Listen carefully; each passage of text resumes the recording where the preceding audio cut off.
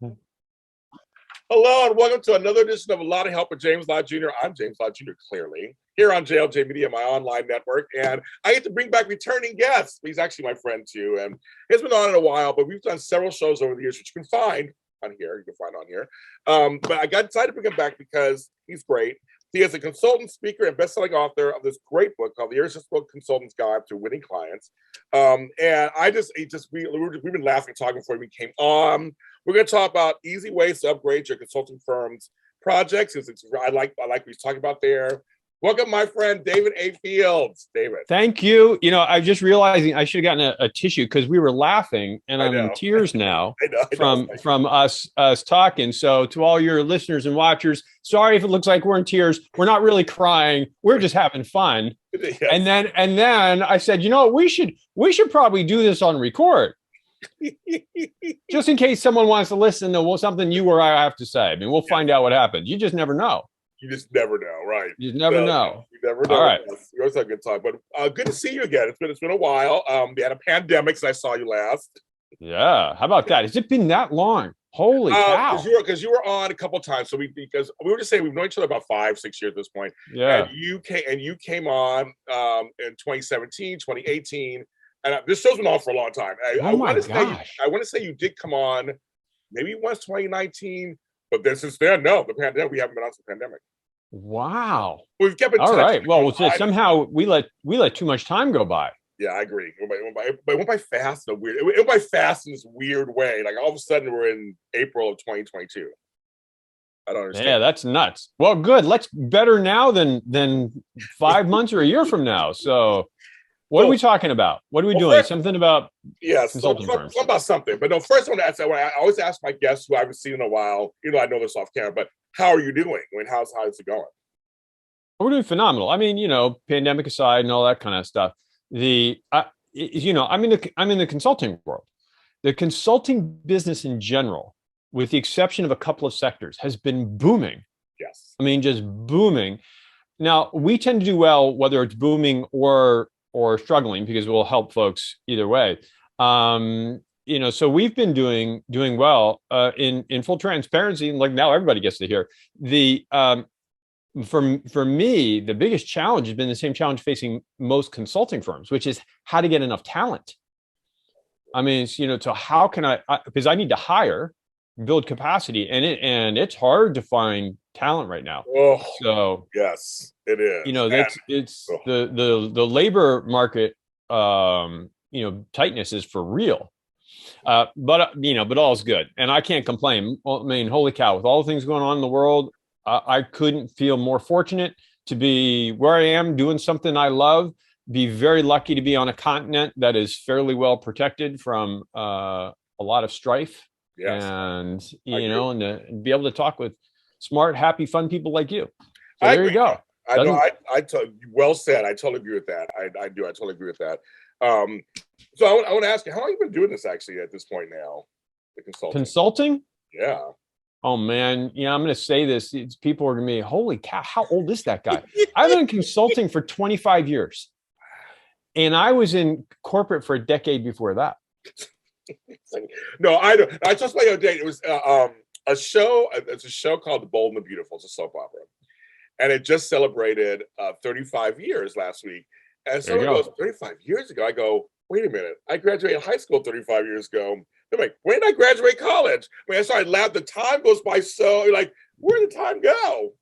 Yeah, people say that, right? When you're kids and every treasure every moment because it takes it goes by. I'll tell you, that is not the case for me. Like every day, I was like, holy cow, man, this is a hard day.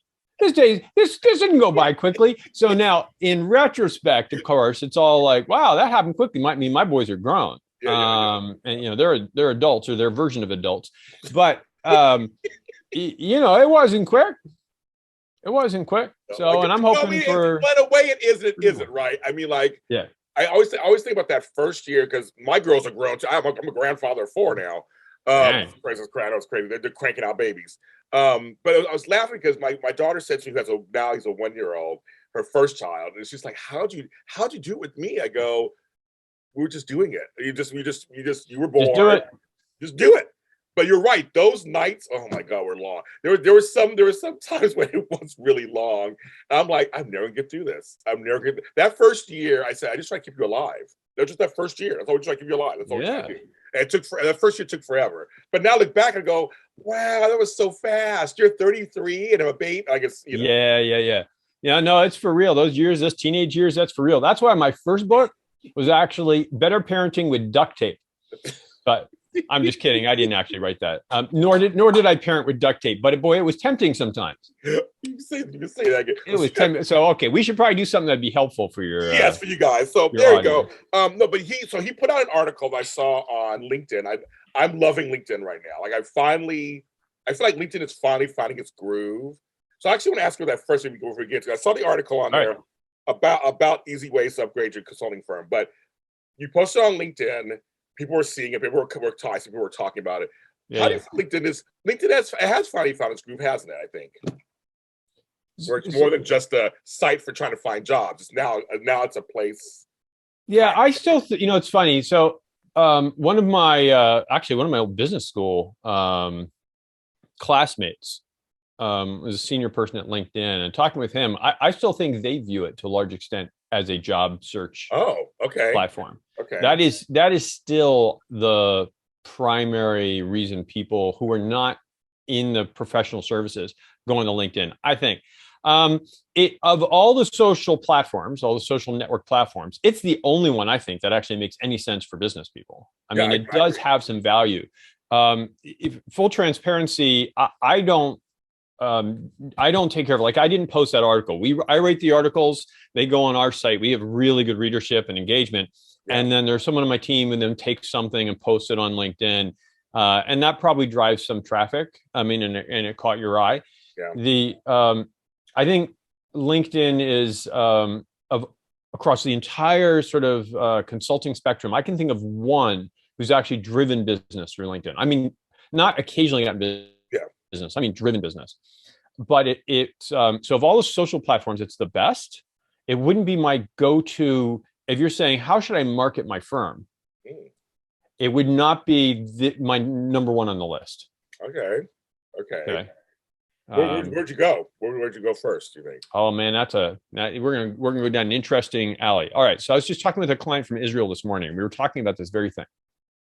And I said, I'll tell you my number one rule for marketing your firm, especially for folks who are solopreneurs or entrepreneurs of small businesses. The marketing vehicle you should put your energy into is the one that you will do. Okay, so I could tell you, James, you should get out there and speak.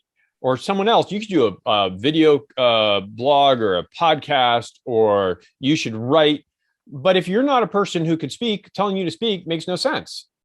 You're right. If your knees are quivering, you're like, oh, I can't speak. Right. What good does it tell me to do? For me to tell you to do that? Or if you can't write, the fact that writing can drive a lot of business. All right.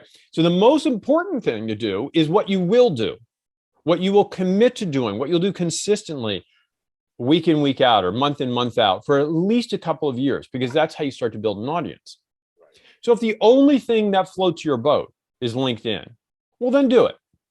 Okay. So now, all else being equal, of the 5 marketing musts, speaking, writing, networking, trade associations, and digital presence, the one that has traditionally, the one that you cannot walk away from, that you have to do, is networking. You've got to be out and talking to people. Shoot emails to people, create conversations. Yep. Right? Conversations reveal opportunities, opportunities turn into projects. Yeah, so you've got to be doing that.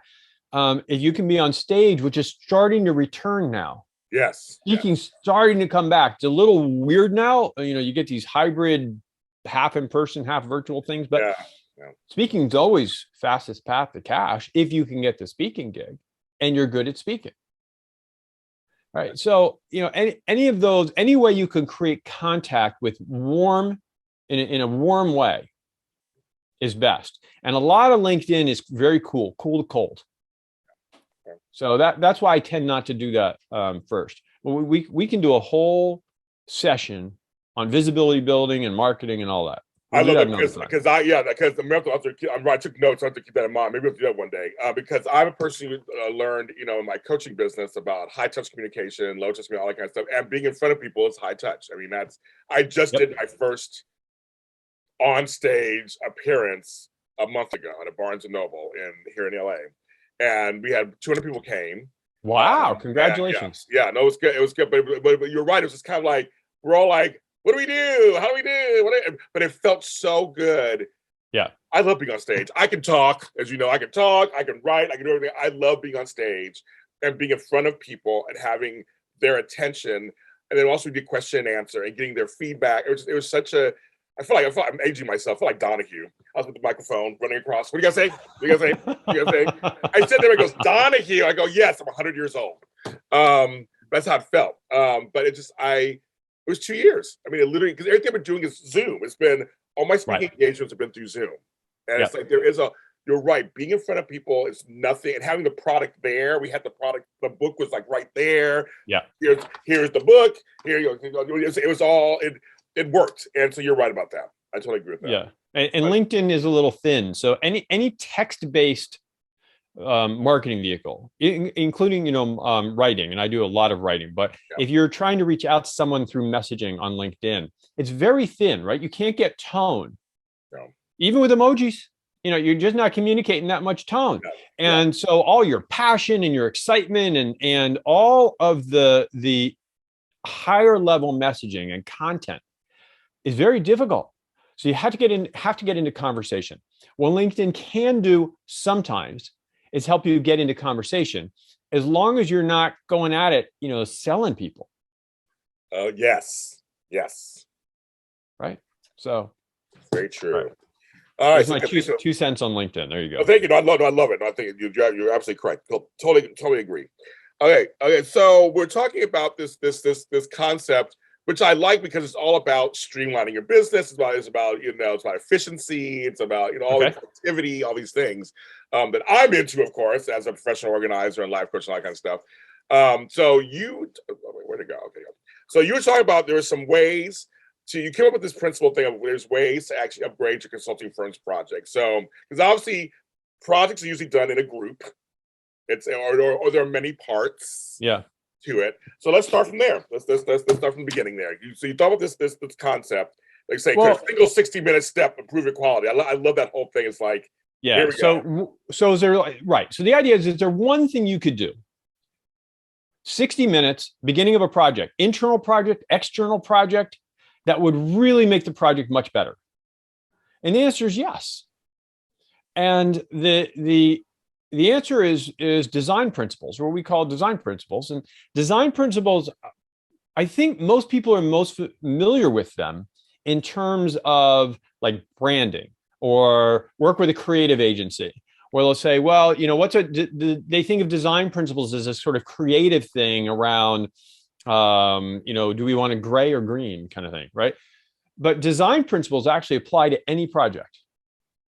And when you develop your design principles up front, it makes the rest of the project go faster and smoother and create better results. So I grew up doing a lot of org design work, right, in this business. And we still do a lot of org design work because as consulting firms grow, we need to think through how to build them, right? So org design, you start with design principles. What are our design principles? What do we believe? And therefore, what will be in and what will be out as we start to develop this organization? And if we know what's in and we know what's out, that makes the design better. So for instance, a design principle might be, we want no more than 4 levels between the top of the organization and the bottom. I'm not saying that's a good one. I'm just saying you might say, as a design, we want a flat organization. Got it. Or you might say, one of our design principles is going to be, we're going to give nobody a span of control more than 10 people. Okay. Because we want to ensure they get a time to develop folks. Or there's just so many things you can do in terms of design principles. Who does it include? Who does it exclude? What include? What exclude? And when you have those principles at the very beginning of your project, the project just it flows faster. It's just like having good strategy, right? When you have a tightly written strategy, that gives you all sorts of freedom because you know what's in, what's out, where to go, how to make decisions. Let's stop right there for a second. Let me ask you a question. In the beginning, All right, how much do you have to know before you even set up the principles? Like you say, like, do you have to? Okay, so a project comes to your attention. Let's say yep. a weird project comes to your attention. How much of that project do you need to know before you start going for these design principles? Or well, I would do design principles. So you're going to do design principles at the start of a project, probably not before you're in a project, right? So you want to win the project first because, again, unless it's internal. So if you're doing internal, but then you have the project, you've won the project because you're your own client. Yeah. But once you have the project, we can come up with any kind of project. I mean, we do this a lot for org design. We do it for compensation design. Okay. Anything that's a process or anything that where there's going to be some creation. Yes. Ideally, you as the expert guiding a client or guiding someone, you have some experience. Now, if you don't have experience, it might be worth bringing in someone with experience who can help you with design principles. Okay. Right. So if you don't have anybody, if you're doing an organization design, as an example, just because I mentioned this, and you don't have anybody who's really experienced at organization design, you might not know to think about span of control. Okay. Right. Would that even enter your thinking? Right. Well, maybe not. What should we think about? Okay. We need to maintain profit. We need to, when we design this, we need to maintain the profitability or not reduce the gross margin on project profit. So having some level of expertise definitely helps. Okay. What's the first thing you do? We do a lot of compensation for consulting firms because, show me 10 consulting firms and I'll show you 30 compensation plans because they've all tried at least 3. Right? Yes. Right. I mean, it's hard stuff. Yeah. It helps to have some experience. So you can say, here are the things to think about. Okay. Yeah. So but you do it from the start. You don't need to know a lot about the project. You need to know about what's the outcome. And then the design principles determine how you go about. See, there you go. That's what I was looking for. Okay, so that's it. I always feel like that's what you gotta know. Where you're going to, like the song. You gotta know where you're going. And, yeah, and then you fill it in. You kind of go, okay, here's A. Well, literally, here's A, here's B. Now, how do you get there? That's what it is. Right. Okay, so that's exactly right. So let's take this. So let's say we're going from A to B. Okay. Or A to B, probably in your direction, whichever. Okay. So we're at A. Yes. And we're trying to get to B. Yeah. We've defined our desired outcome. B, our outcome or client's outcome or whatever is B. So that's the outcome. Now, you and I were talking about Pittsburgh. Yeah. Yeah. Okay. So for you to go from LA to Pittsburgh, let's say you wanted to go back to Pittsburgh. So desired outcome is you end up in Pittsburgh. Well, now we might want to think about some design principles. As we design, if we're going to develop a path for you to get to Pittsburgh, what are some things we want to consider? Well, one design principle is it cannot take more than a certain amount of time. Think of them as parameters, right? Yeah. Another design principle is we want to ensure you maximize your interaction with people. All right. Okay. So we're not going to have you on a motorcycle driving alone, right? Because, you want to interact with people. It might take a long time. Maybe it's a flight, maybe it's not. There might be some parameters or design principles around cost, right? So it's all the things, or you might say, you know what? We want to avoid highways. I'm going to drive, but I want to avoid highways because one of our design principles is we're going to maximize our exposure to the country, right? So now you start to say, all right, this is going to define our route. It's not just A and B. How do we get there? How do we get there in the best way, in the way that's going to satisfy your needs? So when you end up in Pittsburgh, you're like, man, that trip was freaking awesome. I'm in Pittsburgh and I got there the best way possible. That makes sense. Does that make sense, or am I like off the reservation? No, it's good because another thing I was thinking with design principle could be, okay, I'm going to take the train. Just say I'm taking the train, which I actually have been before to Pittsburgh. So there's one that stops in Chicago. And Yeah. Chicago, I said, okay, one design principle will be when I get to Chicago, I need this to happen. That will Yeah. also inform Pittsburgh. Yeah, you bet. See, I'm getting it. I'm getting it. I'm totally getting it. Yeah, yeah. Like, what in Chicago can help me out, or actually add on or build on to when I get to Pittsburgh? So Right. it could be a contact. Could be I'm gonna meet. Now I'm gonna be in Chicago for 8 hours. I'm gonna meet with these 3 people. You bet. Yeah, I'm Right. it. So you would say, however we're going to make this path, we have to have the ability to meet with folks in Chicago. So I can fly to Chicago and fly to Pittsburgh. I could take the train, right? So whatever. But now at least we know that there's something that will make your experience of getting from LA to Pittsburgh better and make it work for you. And it's some sort of stop in Chicago. And we're much better off figuring that out at the beginning than saying, all right, let's just jump on the road and we're going to take the southern route. And now we're in Texas, and you're like, damn, I could have met with these folks in Chicago, but now I'm in Texas. Right? So it's the upfront thinking. What's the outcome? Where do I need to get to along the way? That's what I tell folks. I've driven through Texas. It's a long state.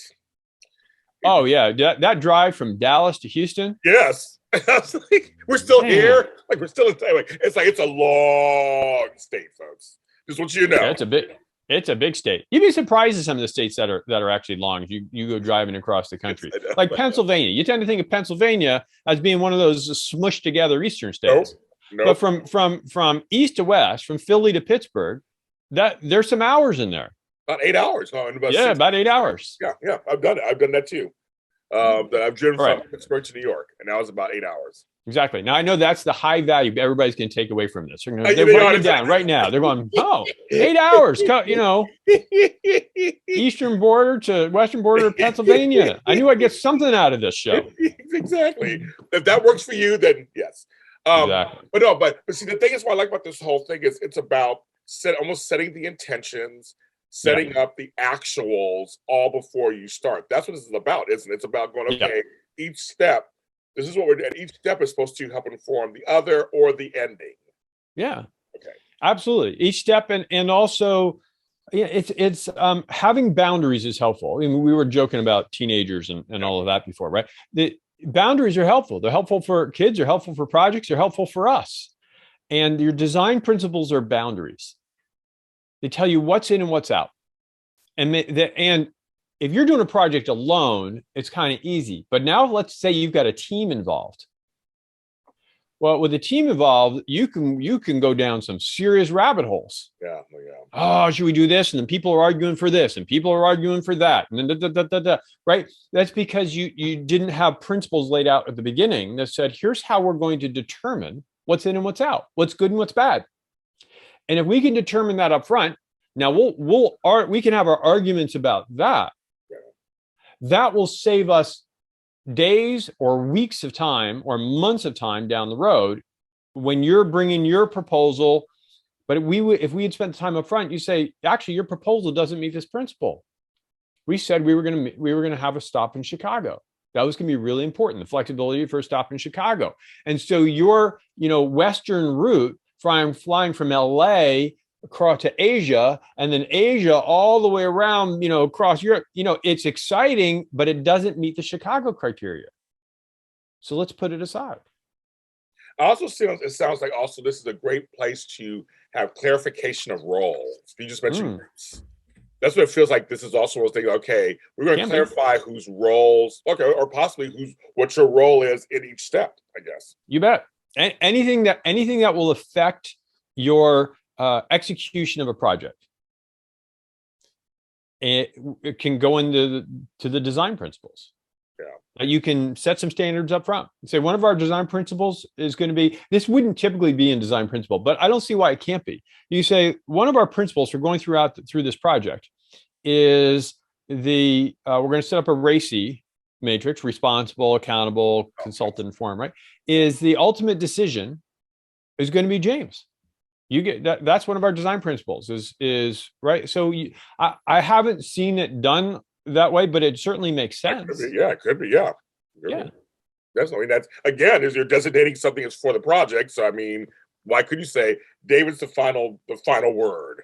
Right. After Well, that as it should be, because I should be the final word. I know. I was just kidding when I said it was you. Exactly. I knew you were. I was like, you don't mean me. You don't mean me at all. Not at all. But then I'm like, secretly, I have the final word. You may think yes, that's probably true. Secretly. That is true. No, because I feel like many companies fail and always wonder why they fail. Like, I don't know what happened. I don't know what's going on. Why didn't that work?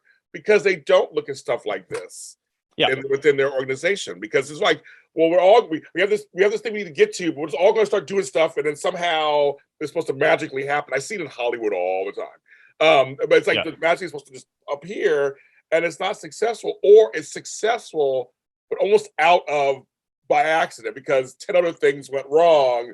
Somehow you fell into the success somehow. Like this solves all of that before even that craziness. It certainly helps. It certainly helps. I mean, right. When there's a failure in a company, in a system, in almost anything, it's usually, you can go back to the very start and say, were you clear on the outcome?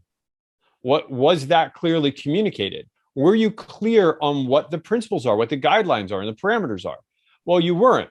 So someone decided that the best way, your assistant, you lost all sorts of money because your assistant sent you on a trip from LA to Chicago or LA to Pittsburgh through Tokyo because you didn't specify.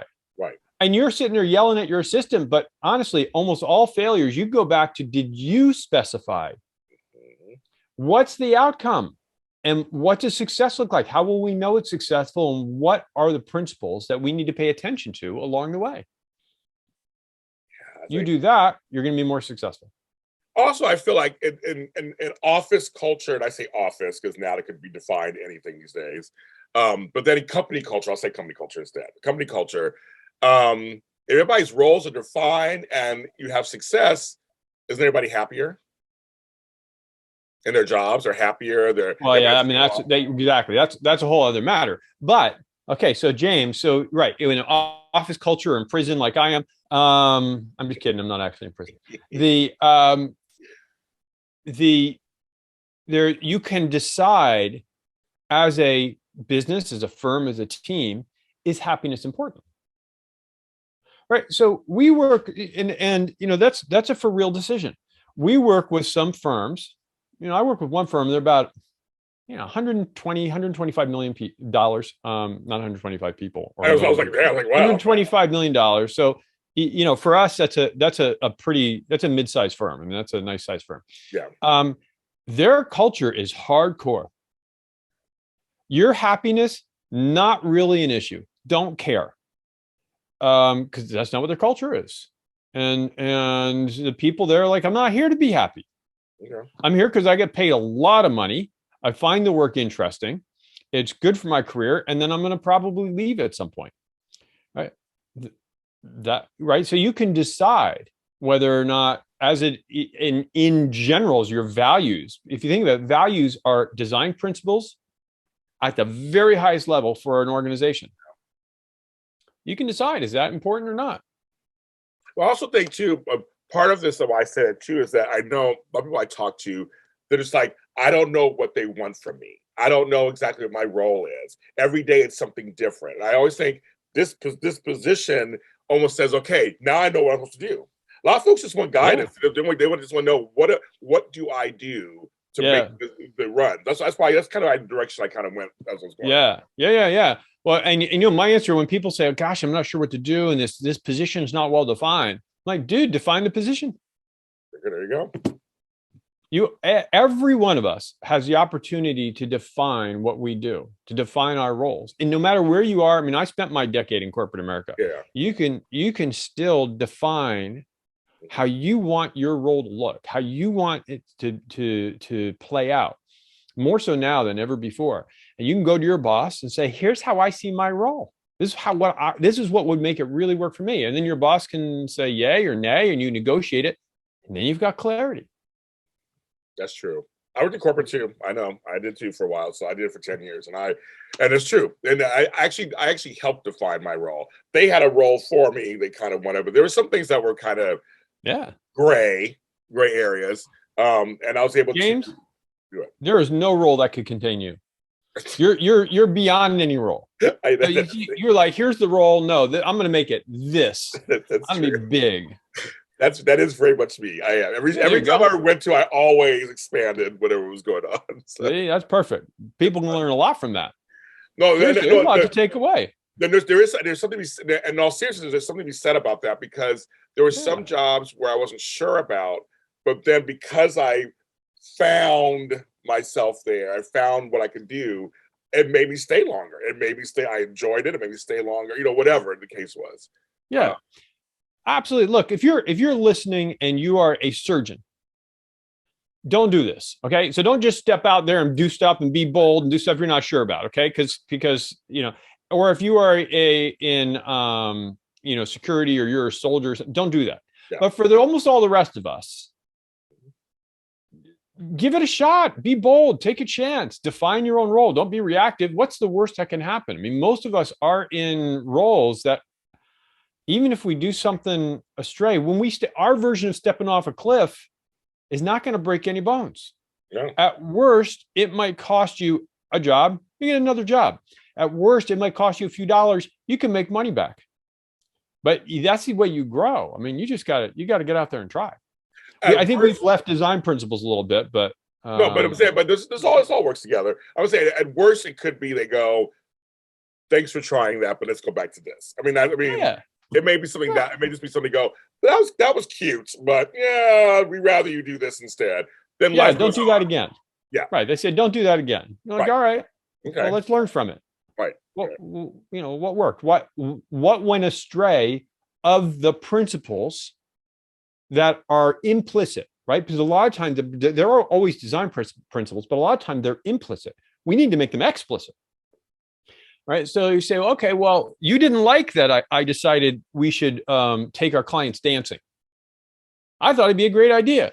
You think it's a bad idea? Well, help me understand that. What are the principles that let you know that my behavior or my idea, or what I was trying to do, or how I view this role isn't where you want it to be? Because if you can tell me that, now we're in the world, we have explicit design principles. We've got explicit ideas on what is good and what's bad, what's in and what's out. Great. Now I can say I can build this job that fits in there and makes me happy, or I can go someplace else. Right. I can get this project done in a way that's going to work for you or not. But at least now I know. When you're saying that, just reminds me of some jobs I had in my past where some of my bosses were, I always say, straight shooters. And where folks just couldn't handle them. And I always got along with them really great. I love someone who's a straight shooter. I have East Coast attitude anyway, so I can handle it. I'm not one of these soft LA people. But in all seriousness, they were straight shooters, and because they were explicit in terms of, they were like, this is what I'd expect, this is what I'm looking for. Can you do it? And I was like, you know what? I don't like gray areas sometimes. I don't like this kind of like, well, yeah. I don't like any of that. I want you, tell me what you want. And then I'll see, like, can I do it? Okay, we'll find out. Yeah. Ambiguity is fine in certain places, right? There's, you have to be able to deal with ambiguity and uncertain future. But in terms of people's expectations, if you're dealing with other people and they have expectations, that should not be ambiguous. Right? That can all be out on the table. And if they are not sure, then make that clear. Yes. Right? Okay, you don't know whether you want to go east or west. Got it. Yep. Is there something that would help you understand that? Yes. And if you don't care, got that. But let's make note of it, because I don't want you coming back later when I decide to take the western route and you say, no, I wanted to go east. You say, wait a second. I just want to remind you, not that you don't have a right to change your mind, but I want to remind you that earlier you said you didn't care. Okay, now you care. Don't yell at me because you've changed your mind. Yeah. But let's adapt to that. Yeah, I like that. I had a few situations where like that. It was like, we're not sure, or like, in San Francisco, I lived there for a while. A lot of startups were like, we're going to try everything. Let's just try all this stuff. And whatever you have, let's try it. And it was a mess. And I had to get out of that too for a while. I was like, oh, I couldn't do it anymore either. Yeah. So those are situations where design principles are super helpful. Yes. To try anything. We like to try a lot in my firm. Of course. We like to experiment a lot. However, we know this is what we're trying to accomplish. This is what we will accept. This is what we won't accept. We have certain design principles. Right? We're not going to do anything that we think devalues the brand. Okay, so if there are lots of things we can try. Plenty of marketers who have all the latest thing. But it's like, yeah, okay. But for instance, will that devalue the brand? Is that consistent with who we are? Now, there are also things we try just because we know our clients are trying them. And so we say, we'll experiment with this so that we can give you firsthand experience. Right? I can tell you firsthand, this works or doesn't work. Here are the pitfalls. Yeah. Okay, but that's fine because that fits in a different kind of category. But yeah, for people who don't know where to go, figure out where you want to go and put some principles in place. Boy, it'll save you a ton of time. I love it. David A. Fields. Oh, we always have a good talk. Every time we talk, it's always good. Next time, let's not wait 2 years to do it again, but it was always good. Yeah, people don't have to watch. We can have our conversation and we'll just have some fun. Yeah, we'll have some fun. If people think, maybe I got something out of this, they can let us know and they'll let you know. They will. And we'll record it. Yes. I'm down with that. That sounds good to me. David Fields, tell them where they can find your consulting firm, your book, and all that stuff. Well, books wherever books are. DavidAFields.com. That's the simplest way. Yeah, DavidAFields.com, and almost everything's there. I would tell people if they don't have the book to get the book if they're in the consulting world. It's legitimately, modesty aside, I think it's the best book out there. It's good. It's a good book. It's a good book, folks. No, it's really good. That's why I keep talking to them. It's a good book. And they should subscribe to get the articles.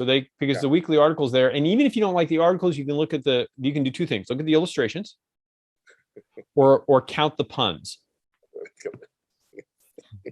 See, you got fun. Either way, you'll come away with something, whether you like it or not. That's right. With something. I love it. It's like a two-pronged approach. I love that. There you go. Man, it is always good talking with you. Thank you. Same here. I'm James Lott Jr. Of course, you can follow this podcast. It's been out for like 4 years. We keep going and going and going. Anywhere you find your podcast, so it's Apple, Spotify, Google, iHeartRadio, wherever you find podcasts. A Lot of Help with James Lott Jr. Of course, my coaching practice, lottofhelp.com. I'm taking clients right now. I'm taking clients in person. We're starting to a little bit. We'll talk about that kind of stuff when you talk to me and consult. But a lot of it we can do just like this, through Zoom or Skype or whatever. We just kind of do it over here. So a lottofhelp.com. It's Lott with 2 T's, not one. And of course, JLJ Media. That's my online network. We just celebrated 2 years in business. I'm very thank you. I'm very, very proud. But I've been in the business 15 years, and so this year was just kind of crazy. But 2 years of business, a lot. So it's JLJ Media. We're on all social media platforms, and I'm on TikTok too. Doing stuff over there. So I'm a TikTok star, apparently, David. I don't do the dances or nothing, but I talk to people and really like it. It's kind of weird. That's good. Good on you. Good on you. See, you define your own future, man. That is awesome. Everybody, please take care of yourselves, take care of your businesses, and we'll talk to you next time.